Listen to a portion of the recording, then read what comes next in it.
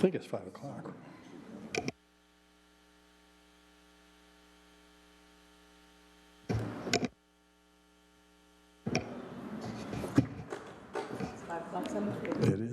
It is indeed 5 o'clock, and very nice to see my colleagues here. Not all of them here yet, but this is the time our meeting starts, so we're going to start it, and we do have a quorum, so we can get going.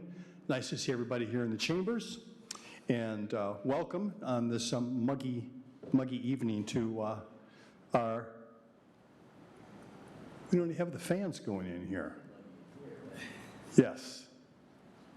Thank you, Commissioner Hess. So, first official business here is to call to order the Committee of the Whole meeting for Monday, August 10th, 2026. Thank you, Commissioner Hess. First order of business, then, is the roll call. Clerk Borling. Commissioner Hess. Present. Commissioner Hoffman. Commissioner Pradel. Commissioner Slaby. Commissioner Wilson. Present. Vice Mayor Duncan. Here. Mayor Anderson. Here. May I please have a motion to excuse Commissioners Pradel, Slaby, and Hoffman this evening? Commissioner Pradel is in the building, but I'll motion to excuse them. Seconded. Supported by, motion made by Commissioner Hess, supported by Commissioner Wilson. All in favor, please say aye. Aye. Opposed, nay. Motion passes. Next, communications. Any special communications, Manager Hankins? No, Mayor, not at this time. All right, nothing for this meeting. Now is the opportunity for public comments. Just a reminder for anyone here who would like to make a public comment, please come forward. At the Committee of the Whole meeting, you have 2 minutes to make public comments on any topic of your choice. There's also an opportunity for public comments at our business meeting, which is 4 minutes long, which starts at 7. Anyone in the chambers wanting to make a public comment?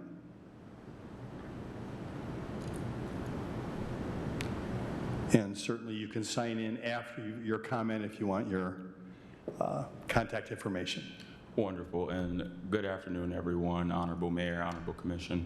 My name is Shokwe Pitchford. I am the Executive Director of Berrien Forward, and also with our chapters expanding a new organization called Kalamazoo Forward. I also serve as a Berrien County Commissioner, so I take my hat off to all of you for your public service.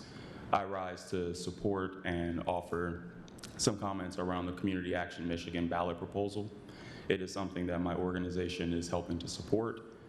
It kind of goes back to a fundamental philosophy and principle of mine, which is we, for too long, have relied on state and federal government to make decisions around healthcare that I think citizens and members of our community here in Southwest Michigan need to be a part of that process. From Benton Harbor to Kalamazoo, I've had the chance to meet with people on doors. My organization Knock Doors. We talk to voters directly to hear their concerns. And everyone says healthcare is a top concern of mine, but also I don't know what the federal or state government is actually going to do about it to make my life better. And what my support of this initiative entails is to bring those voices into the fold, to give them the agency and the ability to help make those decisions. And I also want to address, my organization is not just here to try to get this passed. We also want to be helpful to the City Commission if you put it on the ballot and if it is passed by the voters, to give administrative support. I understand that, this is not something this commission is bringing forward. This is something that has rose up out of community signature gathering. So anything we can do to help the city government administer this committee to bring those ideas forth, we will be happy to help with. Thank you. Thank you.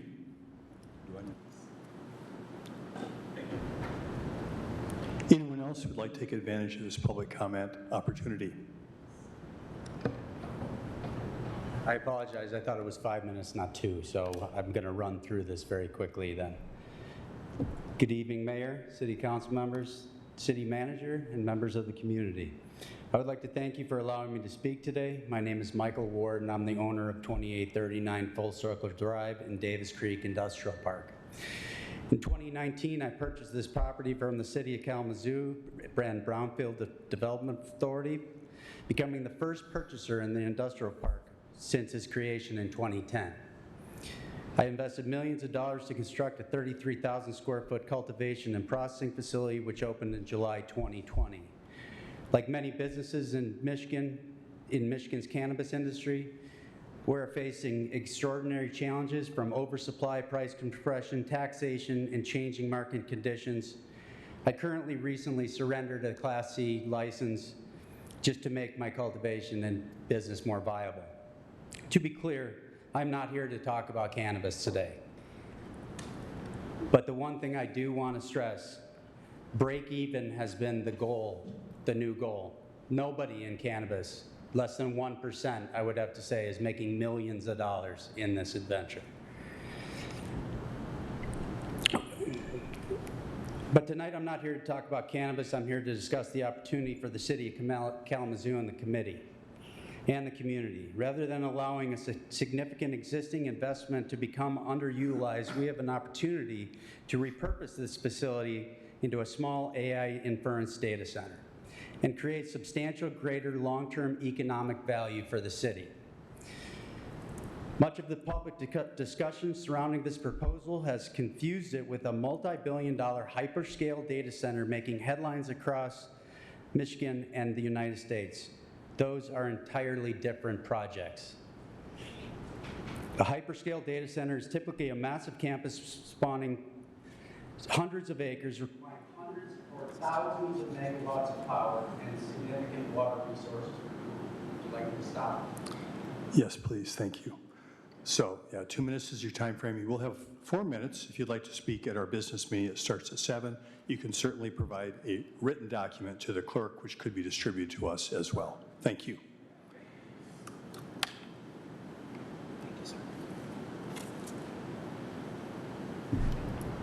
If data centers are so great and such a public investment, then why are so many of them being canceled right now?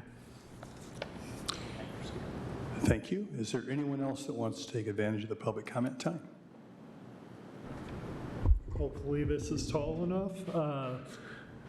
All right, I'm going to try to get through this. We thought we had 5 minutes, but mayor, council members, and members of the community, thank you for allowing me to speak today. My name is Phil DeVries. I'm the founder and CEO of Wolverine Consulting, a Michigan-based boutique consulting firm, part of the advisory team for 2839 Full Circle Drive here in Kalamazoo. I'm not here tonight to discourage you from studying the issue. Study it. What I'm asking is that you study the right thing, because the project being discussed in the city is not the project being described in the room or within the community. Full Circle is a purpose-built building. Out of the $20 million investment, roughly 37.5% of that was allocated for the HVAC system, so $7.5 million. The 15 megawatts, and to put that in perspective, hyperscale campuses driving the headlines in Virginia and Georgia and now Michigan are being planned at 500 megawatts, at 1 gigawatt, at 2 gigawatts. They sit on hundreds of thousands of acres on greenfield land. Full Circle's roughly 1 to 3% of a single one of those projects. As far as the cannabis industry, with the recent 24% wholesales tax on top of the 10% excise and 6% sales tax, layer that in against federal 280E treatment, depending what vertical you're in, roughly your state and federal tax rate is 70 to 76%. No business survives that. Would like to formally invite you, members of the community, to tour the facility and see for yourself how this is different from a greenfield. Thank you. Thank you.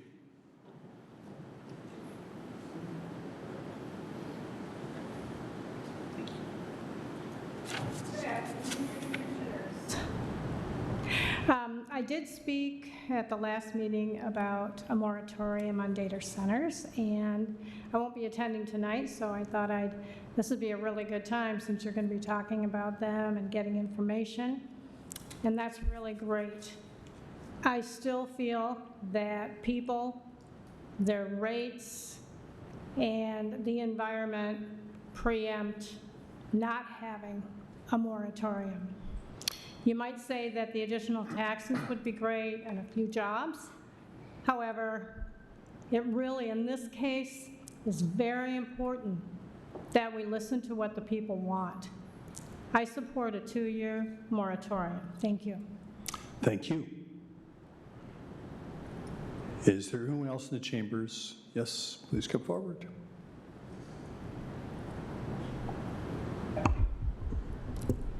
Hi, everyone. My name's Katie. I actually grew up in this community. I've lived here for more.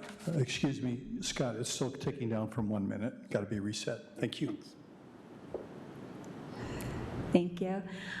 Like I was saying, I grew up in this community and lived here for more than 20 years. I'm here today on behalf of Michigan for Responsible Data Centers, a nonpartisan coalition that brings together community leaders, industrial leaders, environmental groups, engineering groups.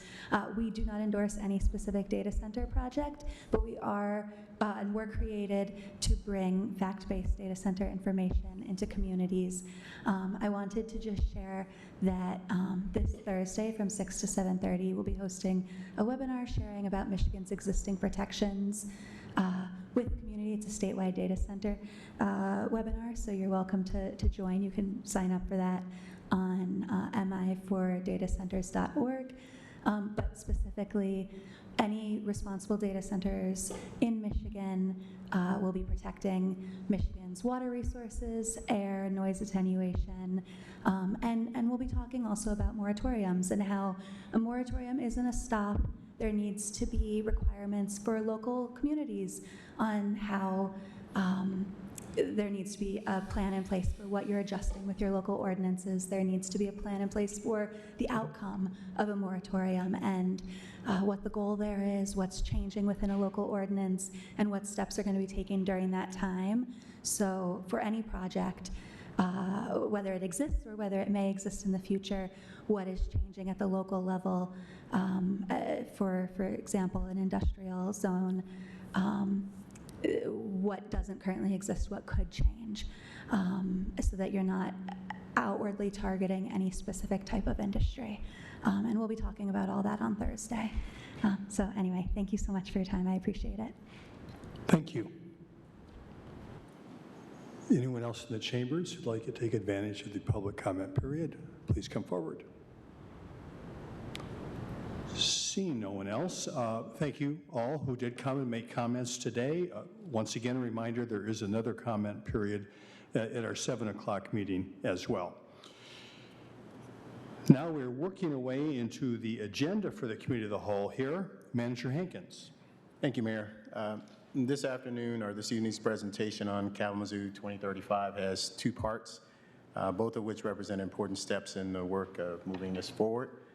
First, we'll hear an update from staff on the design it phase, community engagement. So this is our 3rd round of engagement. We've had over 5,000 points of contact in this phase and 500 residents and business owners who participated in the design it meetings. Second, we'll go into the strategic vision process, and this is really the foundation that allows us to translate that community input into projects, programs, and policies that this commission would like to implement. And so this helps to establish our goals that we get out of our vision, along with guiding principles we'll use along the way. So important to describe the vision is it tells us what we want to achieve, while the master plan and other city plans define how we'll get there. So with that, staff will walk us through the timeline. And so I'll turn it over to Interim Director Christina Anderson to take it from here. Thank you. Welcome, Interim Director Anderson. Good evening, Mayor, City Manager, and Commissioners. I will be presenting tonight on our Imagine Kalamazoo update. So we're going to talk a little bit about, as City Manager Hankins said, we're going to give an overview of, it's been a little bit, so we're going to go give a little bit on Imagine Kalamazoo in general and what we've done to get here. We're going to talk more specifically about the 3rd phase of engagement, the design it phase. We're going to talk about next steps and then dive into the strategic vision and the timeline for approval. So at the end of the presentation, you all will have an Imagine Kalamazoo 2035 refresher. You'll have a good summary of what happened during the design and engagement thus far. Next steps for how we get from here to the master plan, and an understanding of the timeline for approvals for the strategic vision. So I know you've seen this slide a lot. You're going to see it twice tonight. This always grounds us in the work that we've done, and it's a good reminder that Imagine Kalamazoo is our process. And so it goes as long as we need it to go in order to get with the community to understand what their vision is and the steps that we need to take to get there. So we are here. So we're in the process of wrapping up the design phase, getting the strategic vision out for your review and approval, and then turning to the master plan shortly, with the thought that this would all be wrapped up in Q1 of next year. So 3 phases of engagement. So the first phase was Imagine It. This was way back in fall of 2024 through winter of 2025. And you'll remember we did a community book read. We read Happy Cities together. We had a number of meeting on the goes, which were an opportunity for resident staff conversations without staff present, dive in deep to issues, and then report back to us. We did virtual surveys, and there were a number of in-person community roadshows. We took that information, understood what we heard, and went into the second phase, which we called Plan It, and that ran in spring through fall of 2025. And the Plan It stage focused on 2 activities. So we did 5 public meetings across the city, Millwood, Northside, there's one at Kalamazoo College, one in the Vine neighborhood, and one downtown. And these meetings consisted of small group discussions that were facilitated by staff, focusing on the goals that started to emerge from the first phase. And the point was to dive in a little deeper. Do we have it right? Do we have enough information to start to think about what outcomes the community wants to see from those goals? We also did a companion activity online for those that weren't able to join us at the meetings.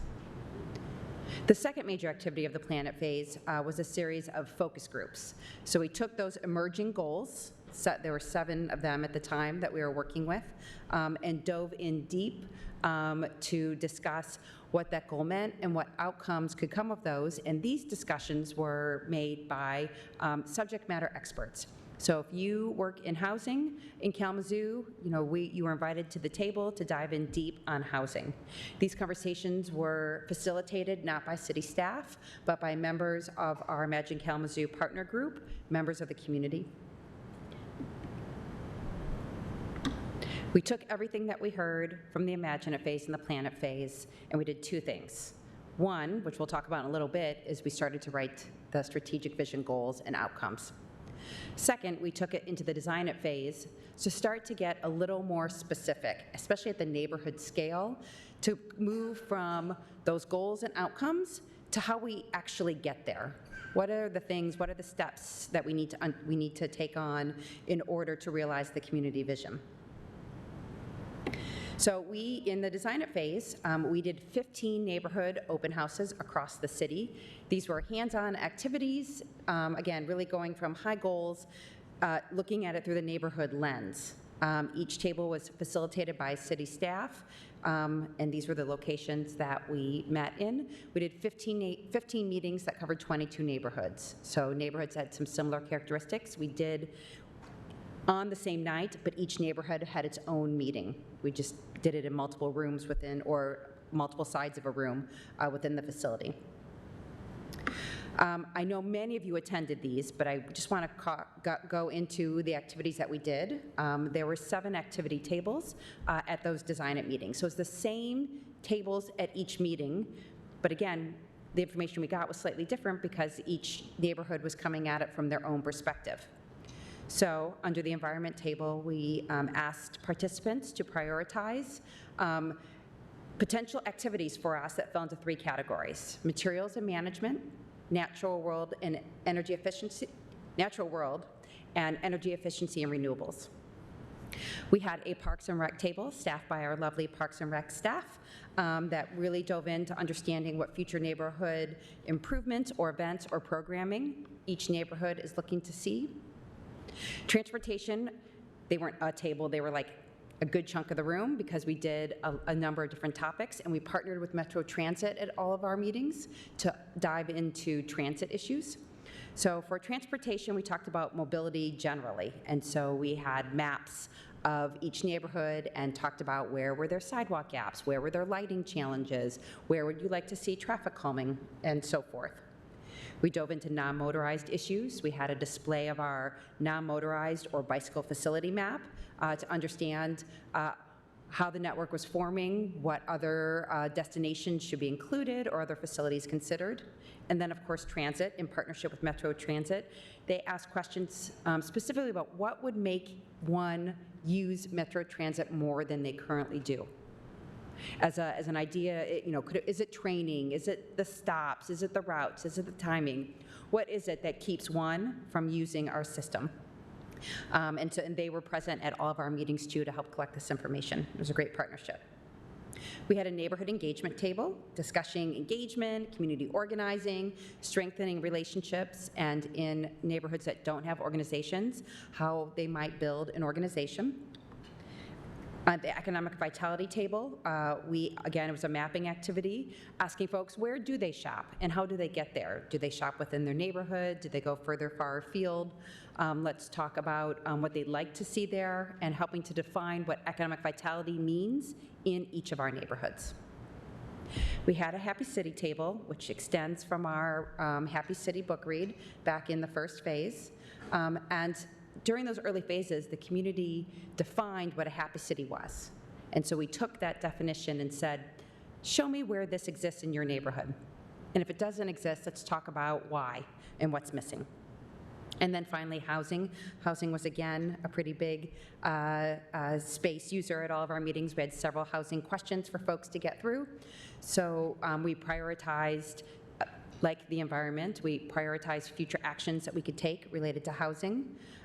We did a mapping activity where we had different types of housing units and asked participants to think about where those housing units would be appropriate within their neighborhood.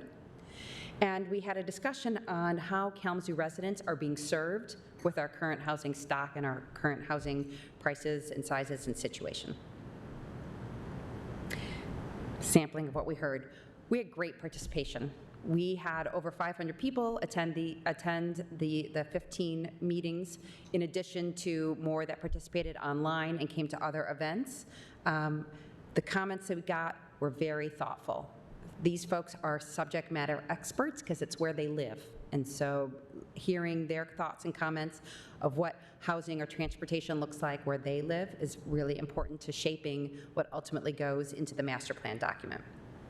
And while numbers are not the end-all and be-all, we have, over the course of the 3 engagement phases, had good turnout and good participation. And so we're at just shy of 5,200 participants across all of these activities. So what do we do with this information? So it's really important, and this is true whether we're writing the master plan, this is true for updating the zoning code or bringing another policy forward. There are 3 things that we consider. One is community voices, of course. And so what we heard over the course of the last just shy of 2 years of engaging the community, that is one lens through which we think forward. Data. We collect data. We have our NCS survey. We have we've initiated housing reports. We have lots of great data from our traffic engineering staff on what's happening related to speeding or pedestrian network usage and so forth. And all of that comes in to help us think through what comes next. And then finally, the City of Kalamazoo has some pretty amazing staff and a lot of expertise. And so they're the third, leg to the stool, the third lens through which we start to think about how do we move forward to meet the community's vision. There's still a section left in the design it phase. So the goal of design it was, as I said before, to move us from those high-level goals and outcomes to start to get into the strategies. How do we get there? And so to do that, we are repeating our focus groups. We'll be inviting the same community members, the same housing experts, transportation experts that worked with us last year to come to the table with us again and have a discussion that says, okay, we have these goals and outcomes, which you helped formed, and here's a list of strategies that we heard from the community. Help us match those to the outcomes. And do we have the right strategies to meet those outcomes? Are there other things we need to be thinking about? We're going to take that, what we hear from that meeting, and come to city staff. We're going to do a roadshow across all departments that work on all of these issues and ask the same questions. Here are the goals and outcomes. Here are the strategies. Is this right? Is this a 10-year? Are these 10-year strategies? Do we have a 20-year strategy in there that we need to figure out how to handle it? Do we need to think about the order of operation? Because these 3 strategies must be done in order to unlock the opportunity to do the 4th. And that will allow us to set up the master plan for success. First focus group is being planned for September. We're going to be at Western Michigan University. Last time we did the focus groups, 1 per night. We're bringing everybody together. We'll meet as a group. We'll divide into classrooms, have conversations, and then come back together at the end. And the staff discussions are being planned for October. This is the work that's going to feed into the Imagine Kalamazoo at Work section of the master plan. So just a quick reminder, and I'm going to repeat this again in a moment, the master plan within our framework, that's where the strategies and the measures exist. So the master plan is the roadmap for how we move forward on land use, transportation issues. And so it is an active document, it is an implementable document, and it is one that will be written so we know if we have moved the needle. So again, quick discussion on where we've been. You now know where we're going, and I'm going to shift the focus now to the strategic vision adoption, running parallel to all this work.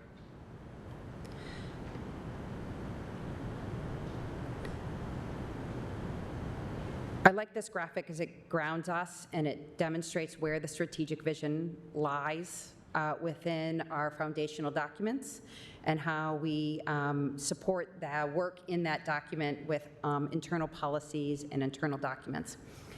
So we have our three bubbles that I mentioned before: community voices, data, and best practices, staff expertise.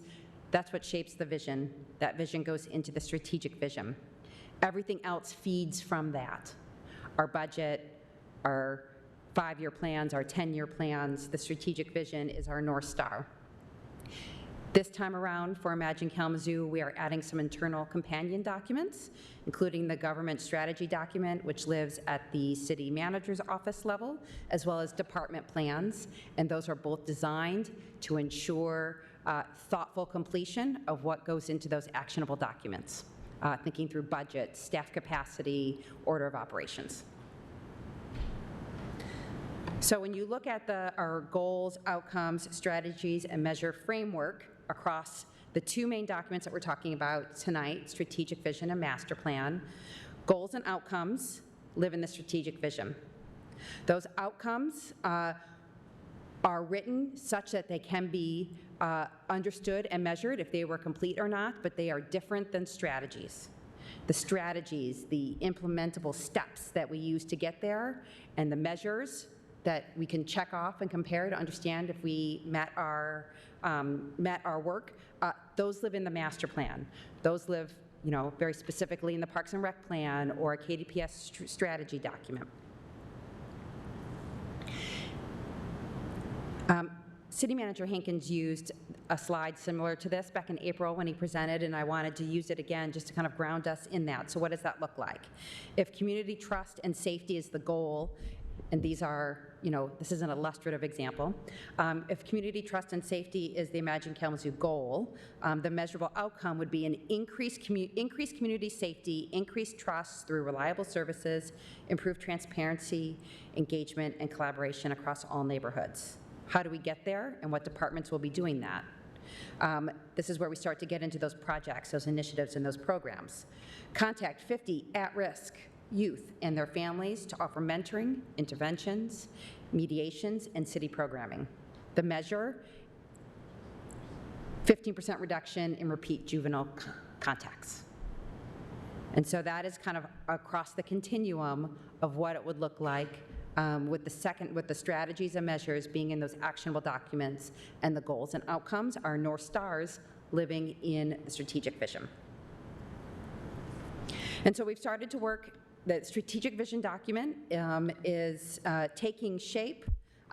We think very carefully about how things get illustrated, and we chose to use this COG illustration to understand how the guiding principles, our 5 guiding principles: economic mobility, operational excellence, diversity, equity, inclusion, and accessibility, sustainability, and continuous engagement, how those weave their way and help push work forward through all of the strategic vision goals: housing, arts, culture, placemaking, environment, community trust and safety, youth and family, effective city operations, economic vitality, and transportation.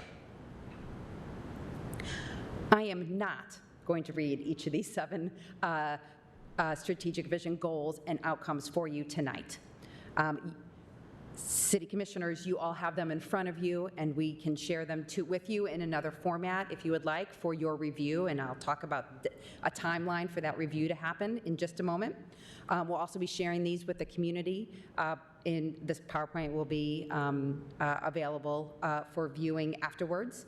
But again, each one of these slides that you have in front of you or that you're able to look at later if you're perusing this presentation, we have the goal and the goal statement, so housing and the statement below it, and on the right are the outcomes.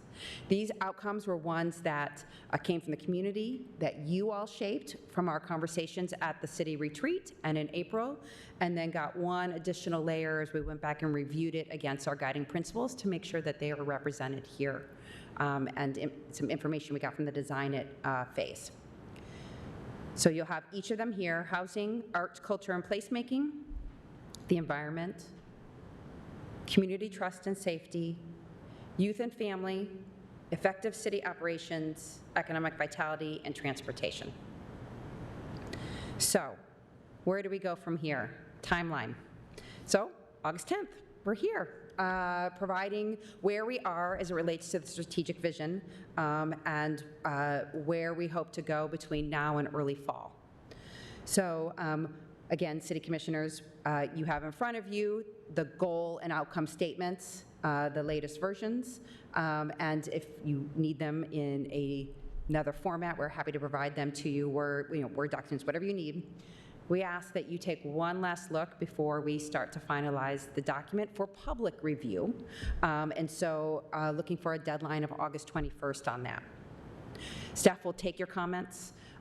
We'll work with finalizing the document and get the document, the strategic vision document, out for public review for the month of September, so late August through late September. Staff will take some time to review the feedback, understand what we heard, respond to the community. We tend to keep a running list for these things, talk about how a comment was incorporated, or why it wasn't incorporated, or where it goes, so everyone can see how their role in shaping these documents. We'll finalize the strategic vision draft based on that and bring it forward for this body's consideration and hopeful approval on October 19th. And that is what I have for you. Can I answer any questions on either the Design It master plan path or the strategic vision timeline for completion? Thank you so much. I really appreciate you walking us through this, and I'm sure we're going to take time to look back at it and provide some feedback. So thank you so much for giving us some time for that. Questions? Commissioner Hess. Sure, just one. Thank you for that, Planner Anderson. I appreciate you. And so looking forward to how we're building the 2027 budget, are we still using IK 2025 for that until we get this plan in place? Sure. I'll start, and Chief Operating Officer Lamb may want to jump in. The 2027 budget was a little bit of a hybrid version, using both the information that we had at the time and for shaping 2035, as well as a combination of 2025. Current master plan, current strategic vision, with a little bit of knowing what's going mixed in with it. That is not changing. That budget is on the path for your review and approval later this fall.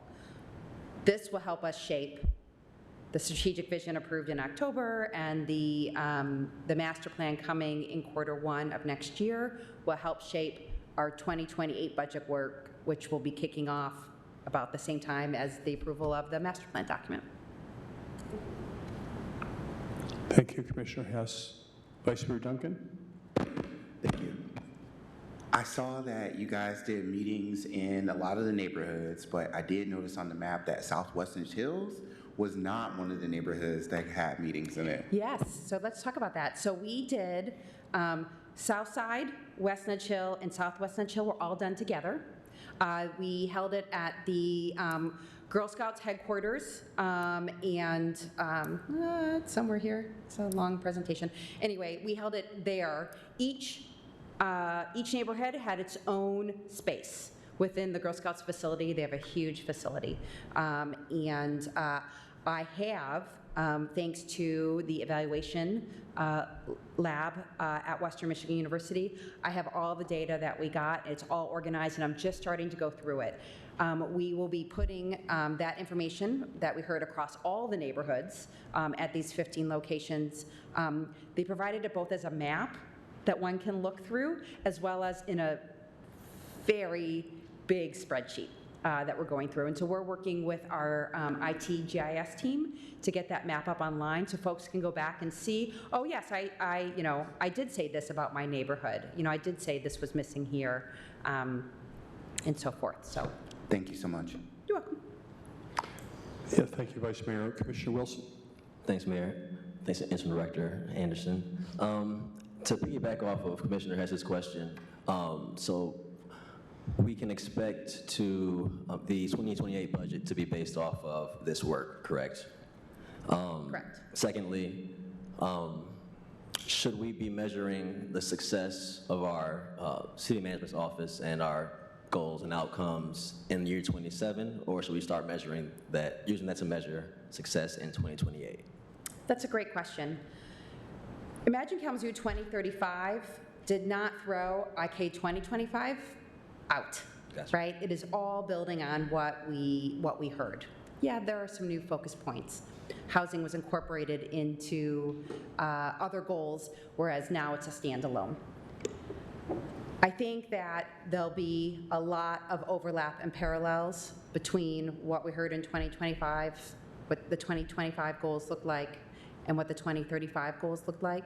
So I think that we can definitely look and measure where we went. And I think it's, when we come back every year and give a presentation every fall to say, here's what happened this year under each goal, we can talk about it. And, maybe 27 is written in italics as a hybrid year where we were merging both. And we'll use a lens that measures our success with both. Okay, thank you. And then secondly, I appreciate all the community engagement and even getting in SMEs from the community to weigh in on some of these strategies. How will they be identified and selected? How will for the focus groups? Yes. Sure. So we have a list that we created when we did the first round of focus groups, where we thought about all of our community partners. We asked our community partners who their partners are. We worked with a partners group of about 70 folks from all sorts of organizations and neighborhoods that helped shape that list. If there's someone new who maybe wasn't around when we did them last year but would like to participate, we can find a way to bring them into this round of focus groups. The point is more that they're topic specific to allow that group to really dig in and dive to that specific topic,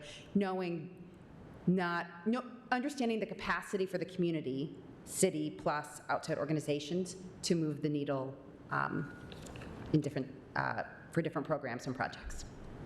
Thank you.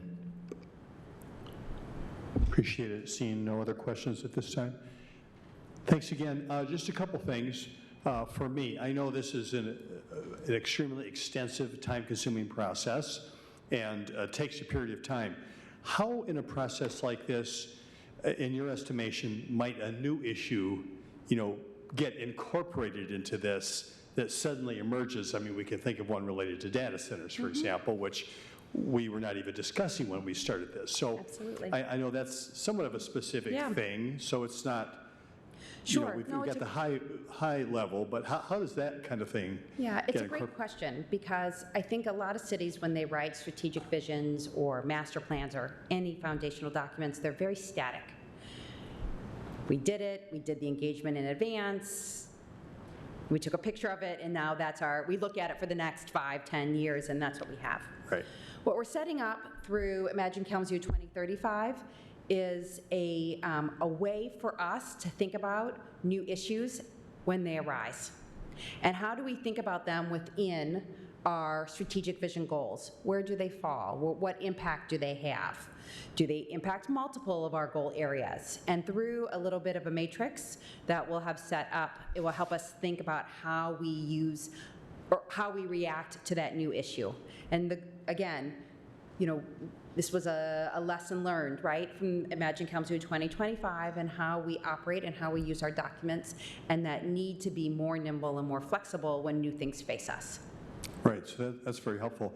I could see that as you're navigating that, you certainly don't want to somehow make a 90-degree change or whatever in terms of everything that's come in, and yet you may have to do some adjustment and have it be a real document. In your estimation, then, is there a risk at then negating a input that's been selected over time? And how does one, I guess, navigate that? Not that there's any perfect answer, but. Yeah, we cannot anticipate what is going to happen in the next 10 years. No. I think that the city of Kalamazoo is on a trajectory. It started back in 2017 with the first master plan, and again, we didn't make a left turn with where we're going with the next one from what we're hearing from the community. It's where do we go from here and how do we build on that? Yeah. I say that to say I would be surprised if something came down the road, I'm not a fortune teller, that caused us to do a complete turn. I think by building in flexibility and a set of questions into our work to help us understand and put that new issue in its place, we don't want to jump at fads, or we don't want to rush to do something. We want to be able to think about it. We need to understand where it fits within our work and within the community goals. And I think that's how we handle it. Yeah. So just remind me, I guess, and everybody about this. So the master plan is a requirement. Correct. So we must do a master plan, and what is the time frame on the master plan requirement? Our current master plan expires in October of 27. So we are still ahead of the curve. Yeah. And who reviews those master plans? And I presume there are specific requirements about what you need to have in your master plan. Yep. And so if you just talk about that just for a moment. Sure, thank you for asking. Yes, the master plan is a state-regulated and required document. All cities or government entities in the state of Michigan need to have one if they have a zoning code. Because remember, it's primarily a land use and transportation document, and I think it was born out of the era of growing cities or greenfield development, right? So you set where you wanted your city to go development-wise. That was in your master plan or your comprehensive plan, and then your zoning code implemented it, right? So it set the rules to try and achieve with development what the guiding document said. So the state of Michigan says we need to have one. We need to update it every 10 years. There are a number of things that are required to be in the master plan, including a future land use plan, which again goes back to that very specific, if an area were to change in use, what would it change? What would be the appropriate thing it would change to? And that is a tool that the Plan Commission uses when they review zoning requests. A new requirement from the state of Michigan is to have a housing strategy in the master plan. And so we certainly addressed housing a bit in the last one. It has a much greater focus in the current master plan. We have so much more data than we did 10 years ago, talking about how many units are needed in the city of Kalamazoo in order to serve our current and likely future populations. We have great data such as those are graduating from leaving the world of education, graduating, have certificates, new to their career, that age group. We know what type of housing they're looking for. We have all this great information that we're now able to start to think about. What are the average household size? We had this before, but you know, household sizes in Kalamazoo and how they have changed and what that means for our housing stock. And so the housing strategy will be robust and a pretty big focus within this master plan. The state lists a couple things that we need to do. I expect ours to go well beyond what the minimum would be to set us up for success in a topic that we know has great importance within the community. So it's great that we can tie these functions together, and this helps us a lot with our master plan because I think community outreach would be a component that would be expected as contributing to our master plan. Does most of this Imagine Kalamazoo 2025 translate into the master plan, or do we still have to, like you say, add data or bring other information to bear? So it's not just, well, you just pull out this information from IK35, you plug it into these paragraphs, and your master plan's done. Yeah, no, it's not quite that simple. Not if you want to make sure that it's implementable and tied to budget, capacity, and all the other things that make a city run and be effective. And so again, we do take data, we take our staff, their expertise, their understanding of processes, their capacity, along with community voices, to set up what is in those documents. Having the strategic vision as the North Star makes writing the master plan that much easier, because it becomes a common goal. It's the place we are trying to get to. There are other documents within the city that will take what we heard in Imagine Kalamazoo, use their own data, use their own staff to help move us forward. So there are certainly youth and family goals and outcomes that live beyond the master plan. We have a Parks and Rec plan that starts to think about how that department functions, their programming, how we serve them with physical park spaces, for example. And so it goes in there. The master plan is 10 years. Many of those other ones are only 5. It's state legislated, so I think it's the one that rises to the top the most. But there are a number of other department-specific or area-specific documents that are implementable, that take that strategic vision, goals, and outcomes and set them up with strategies and measures to move it forward. And that's why it works, right? And that's why Imagine Kalamazoo 2025, strategic vision and master plan were so successful, because of how it was integrated across all departments, how is it tied to our budget, tied to thinking about our capital improvements plan, because we had everything, again, moving towards our North Star and moving towards that work, which certainly makes achieving that slightly easier. Thank you. Appreciate that. Any last questions, Commissioner, colleagues? All right, seeing none, thank you so much. Appreciate all your efforts. Manager Hankins, I guess that's it for this part of the agenda. Is that correct? That's correct, Mayor. All right. Well, now we are on to a second item on our agenda here. That is a presentation on moratoriums, and that presentation is being done by our city attorney, Attorney Leal. Welcome, sir, to the podium. It's an honor to be here to present before the City Commission. I just want to go back into a little history. Last month, there was a discussion on the regular agenda by the City Commission, wanted to know more information about moratoriums and data centers. And there was quite a bit of public public comment that was provided, also wanting a moratorium. There's different information that was going back and forth during the whole meeting. And what I wanted to do is kind of give, and what I indicated at the last meeting, I offered to come at an upcoming meeting, which is today, to more or less talk to you about what a moratorium is. What does it do? What does it cover? How long can it last? And so with that, and then, I'm sorry, I just wanted everybody, even the community, to know exactly what they are. I also, at the end of the presentation, I will make a recommendation should the commission desire to start the moratorium process. And that recommendation will also involve what process to use. And then finally, I will be open to answer any questions from the commission. So with that, I'll begin. Moratoriums. First question is, what is a moratorium?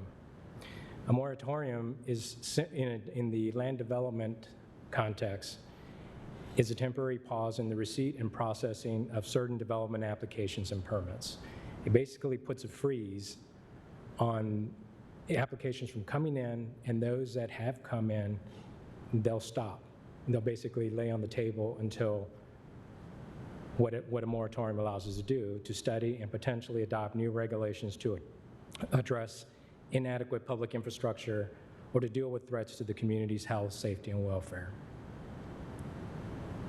Now, what a moratorium is not. It is not a permanent ban on undesired land uses. In fact, Michigan's Zoning Enabling Act prohibits cities from permanently banning undesired land uses, provided that they can demonstrate that there's a public need, they're lawful, and there's a location within the community where it can be built. Enacting moratoriums.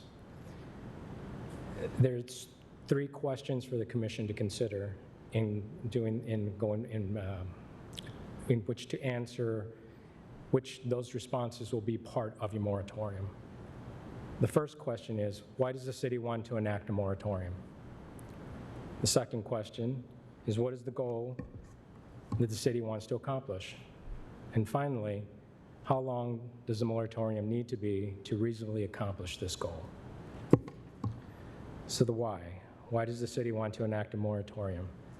Well, moratoriums are typically enacted to address development threats to a city's public health, safety, and welfare, or inadequate public infrastructure. The why also includes findings that must appear inside the moratorium to support the above goals.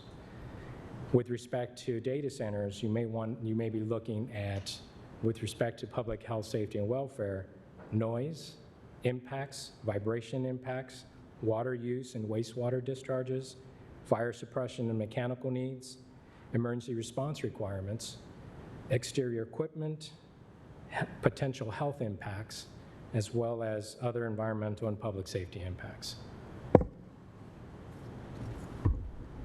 The goals.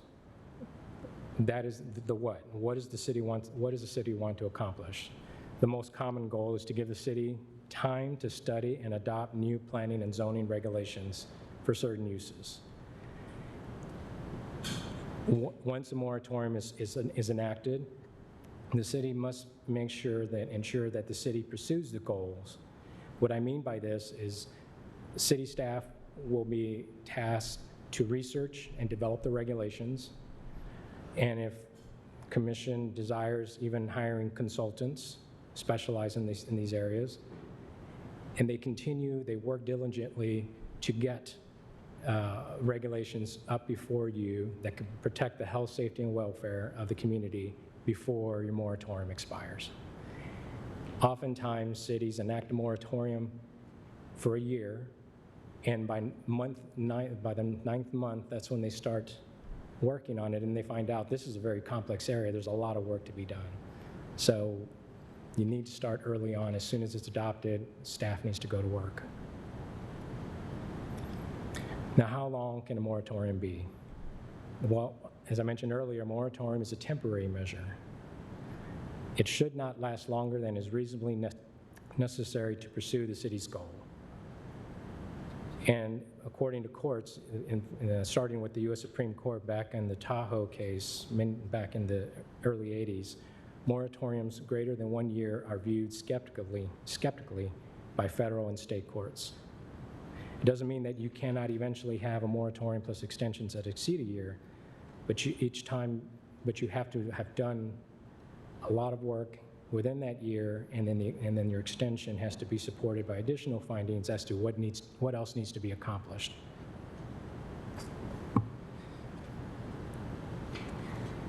Before they take questions, I mentioned about a process that I would recommend should the commission desire to move forward with a moratorium. I would recommend that the commission follow the Zoning Enabling Act process. And the reason I say this is because you are going to be, if you go down this process, you are going to be developing regulations in your zoning ordinance. The zoning ordinance under state law must follow certain process requirements. Planning commission, meeting, public hearing, and then it goes, they articulate their findings and their recommendation to the city commission. And I believe the moratorium should also follow that process, which is to me, I consider the moratorium for zoning or a zoning ordinance to be a zoning ordinance amendment. And so that's the process I would recommend. Finally, what topics does the commission wish to cover? I know the focus has been primarily on data centers, but I know at the previous meeting, one commissioner announced a couple of other areas that they would like the commission to also study. Keeping in mind that if there are multiple areas that are being reviewed, each one is going to be complex and take time. And so doing that within a year, it is possible. It just makes it a little bit harder on staff to get to that point. So with that, I will take questions. Thank you, Attorney Leal. I appreciate that very much.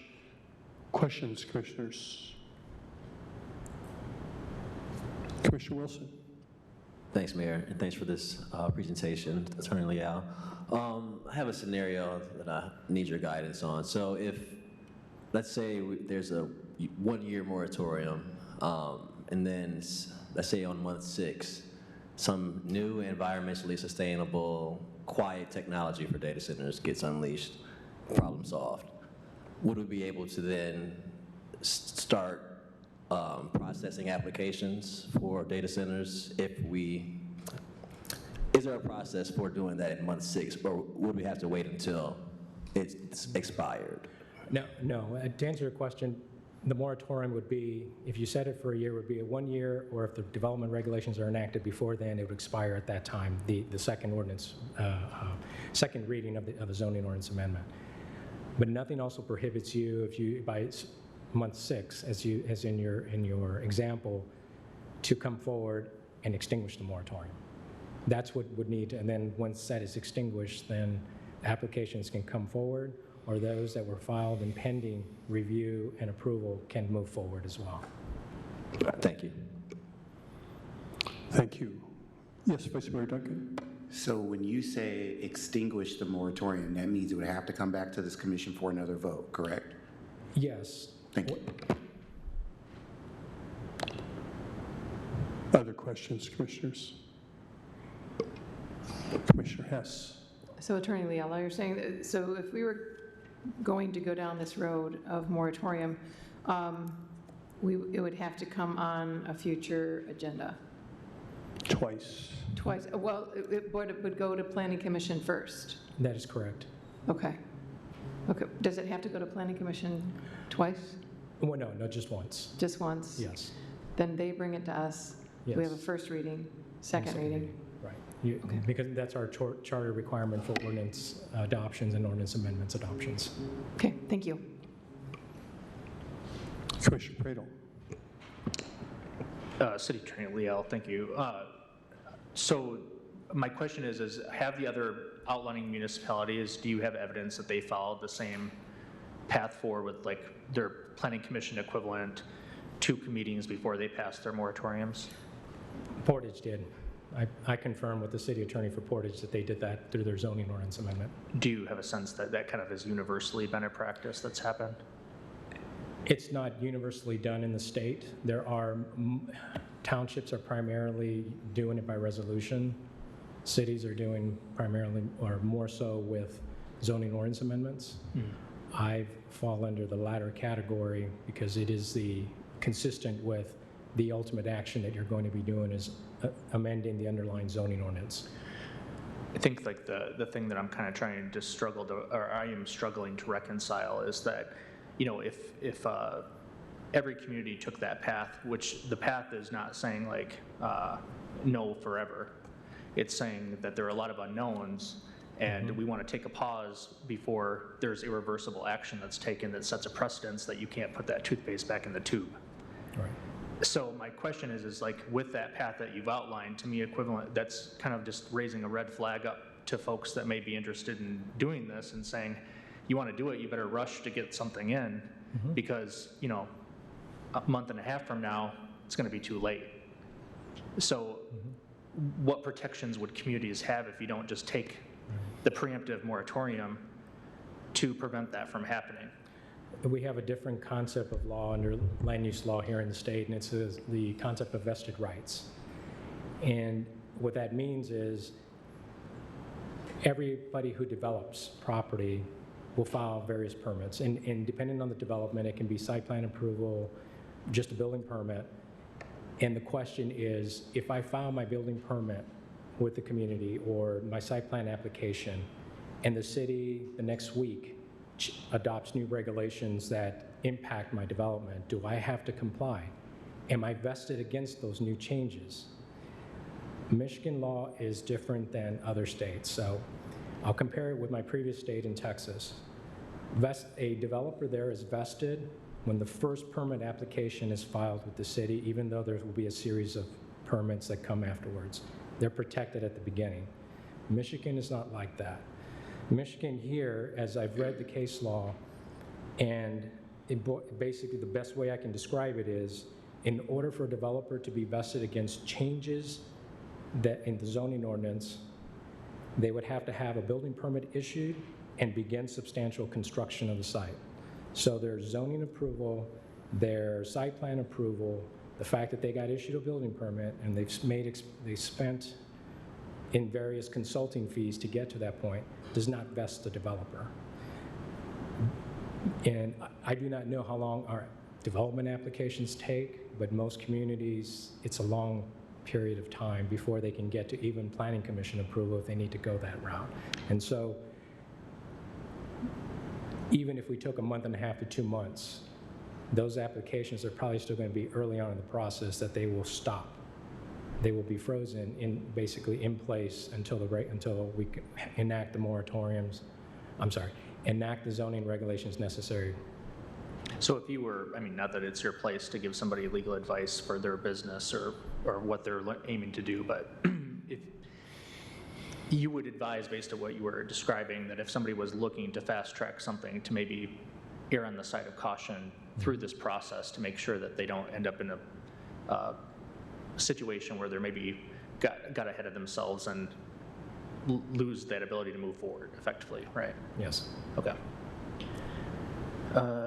The other thing, I guess like the other thing too, I'm kind of struggling with a little bit is you mentioned about like outlining the different types of categories. So like the types of centers that could exist, like AI, crypto,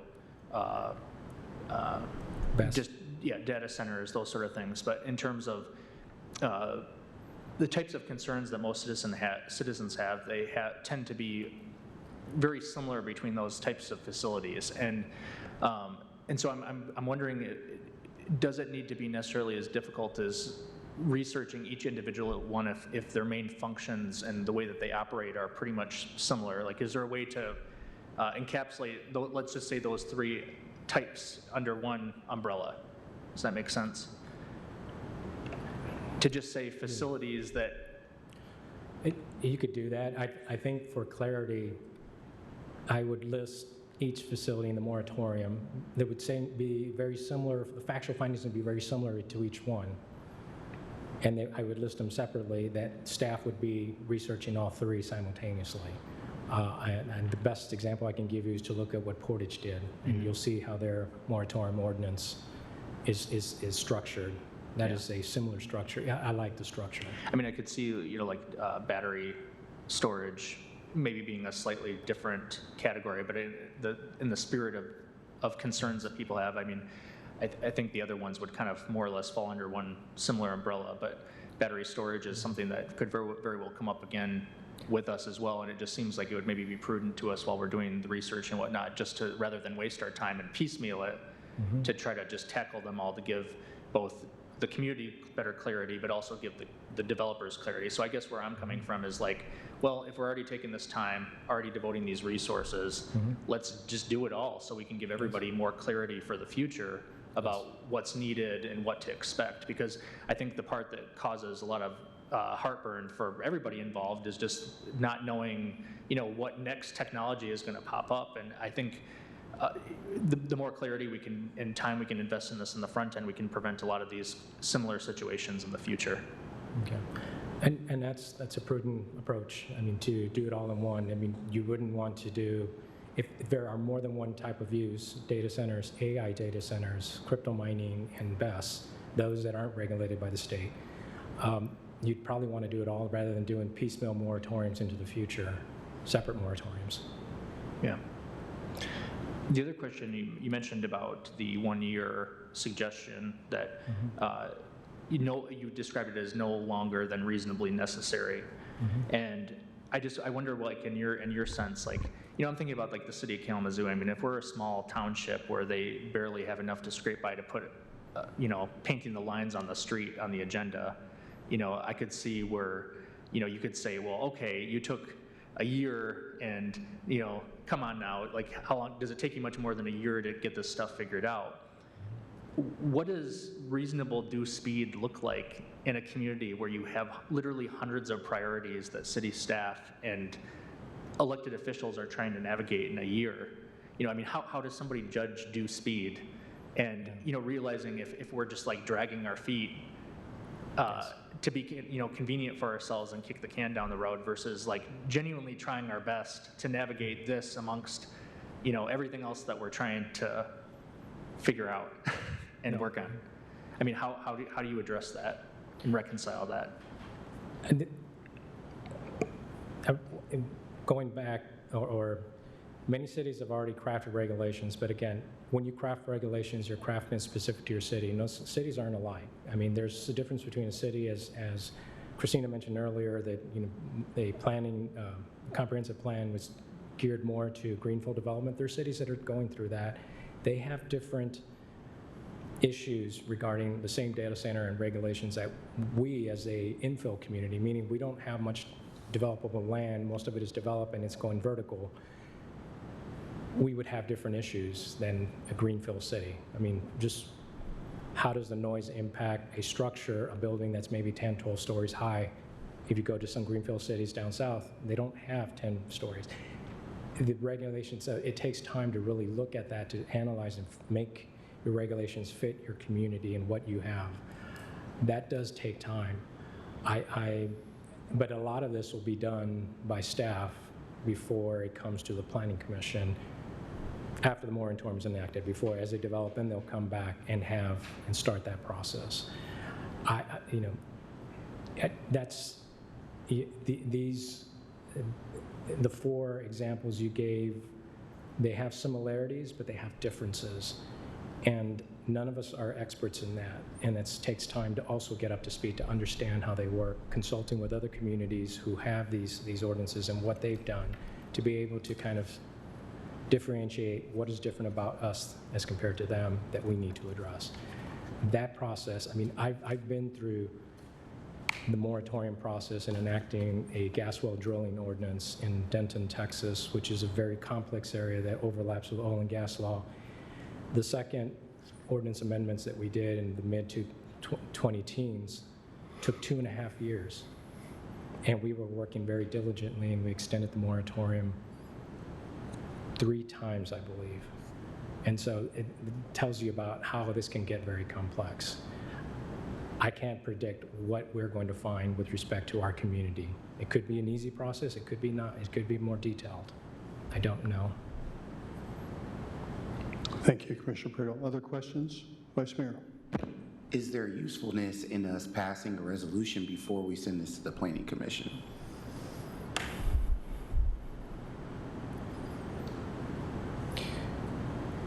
You can certainly pass a resolution that would address strict public health, safety, and welfare issues. You can certainly do that. Thank you. And I won't get into legal advice that I've provided. Okay. Other questions, commissioners? A couple from me, Attorney, I appreciate it. So, you know, how you framed the why part, you know, in 2 sections there, I guess inadequate public infrastructure is fairly easy to determine. I guess you could say, well, there's no street there, or we don't have sewers, or whatever it is. You know, we can't handle this. It seems it is less, you know, specific when you get to the first one, which is a city's public health, safety, and welfare. And so, does this? First of all, we're generalists up here, so you might not even have a really clear handle on what you are thinking your threat might be. You might hear some things. How specific do you have to be related to that idea of a threat, and is it a city's threat? I mean, what if there's a concern, we don't want more of these sorts of things in the world? Not that it hurts the city necessarily, but we think it's a planetary threat. I mean, those kinds of things. So how do you incorporate that? Maybe Portage already accomplished that, or can you just leave it in what is a somewhat vague language? There are certain things that we know, concerns and issues involving data centers. And I've mentioned, you know, noise vibrations, especially the larger ones, the ones that get up to the hyperscale. Yeah. You know, and so those are known, and would probably be something that would be factual findings. But I wanted to address your public infrastructure. You know, that would also include wastewater, water usage, and wastewater flows into their wastewater system, and the chemicals that are used. There are certain, depending on, not all data centers are the same, but some do use chemicals in their water and cooling system.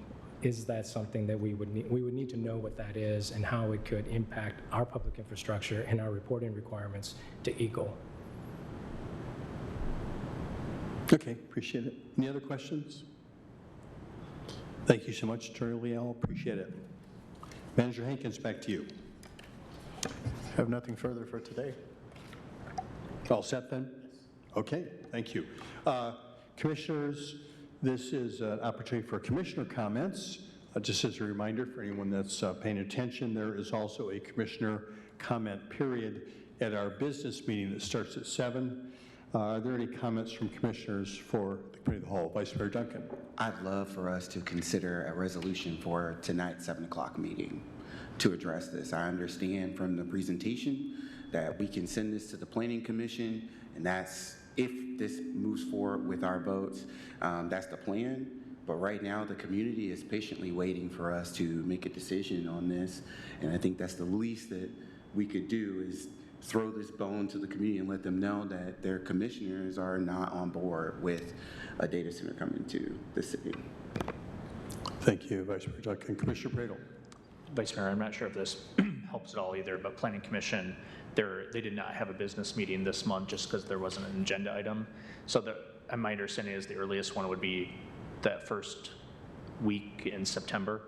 We do have one more commission meeting next week, so that way it would give us a chance to like fully not have to rush something, you know, draft it, make sure we could publish it in the packet, that sort of thing, so community could weigh in on things as well at the next meeting if we wanted to too. We do have time is what I'm trying to say. I would not recommend passing moratorium by motion without articulating the findings in support of each question. I mean, I think it would be prudent to actually bring the document forward to the commission for their review and approval, as well as the community's review. I just worry that something of that weight, if we miss something or don't articulate a point or could have articulated something better, that could be risks associated with that, But, I mean, we have time, I guess is the point. I feel there's been some clarity around, we could pass a 5-year moratorium tonight, and in 4 months, we figure out that these questions have been answered, applications can come through. So I'm less concerned about the risk. I'm more concerned about if we don't pass something and the data center does get implemented, or an investor or a business owner here starts down that path, we're creating a issue. If I was an investor and I'm halfway through a deal and the elected body in my city then passes something, regardless of what the law says, I'm going to be pretty salty about that. So, I mean, the community has made themselves pretty clear about how they feel about data centers. I don't think a document is going to change that tonight. Thank you. Other thoughts, commissioners? I'm just wondering about, hypothetically speaking, so it's like 6:15, would we, I believe we have some of the best staff in Oh, I don't doubt that. I am not a huge fan of rushing things to a point that everybody doesn't have a chance to weigh in and look at things, and not only us, but the public as well, and so, effectively, if we rush something in like 45 minutes before the meeting, if the public isn't satisfied or the public doesn't have a chance to do it, or somebody didn't know it was on the agenda tonight and somebody wished that they could have reached out and emailed or shown up to the meeting, there's potential that somebody missed out on that opportunity to weigh in, is all my concern is.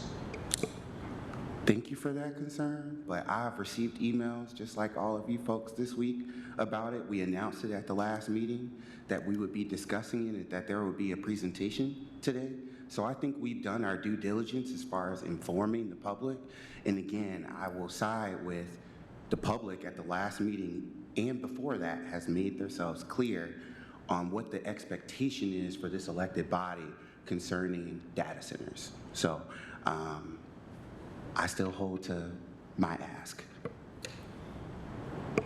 So if we passed it tonight or we passed it next Monday, it's still not going to be heard until the first week in September. So in a lot of ways, it doesn't, the one option means we rush something through where people miss out on an opportunity to contribute towards it in the public, including 2 of our colleagues. And the other alternative is that they do, So I've had a conversation with Commissioner Slavey about this. They are fine not being in that seat tonight. But also, I will hold to respectfully, I don't think this has been rushed. The public spoke to us 2 meetings about it. We announced it at the last meeting. We had a presentation at the 5 o'clock, and the expectation is that we would be taking some type of action in some of these recent meetings. And if we're going to separate it by a week, whatever, but I just don't want there to be any more excuses, because hiding behind, hey, we want the public to participate, the public has very clearly participated and told us what they want. Yeah, I think it's more about the process, and I think there was no published thing in the agenda tonight saying that we're going to for sure pass or introduce a resolution to the public. And so that's my concern, is that I feel like, generally speaking, we make better things when we involve the public in making sure that they have a chance to vet and craft that, including us who are all elected to do that. And I totally hear you with the urgency. I don't think anybody up here disagrees with the sense of urgency. I think where I am struggling with is just that, knowing what we know now about the timelines and what is needed, I want to just make sure that we do it as right as possible for the public. In the spirit of compromise, I'm willing to back off voting on it at 7 tonight if there is a guarantee that we'll be voting on this next Monday.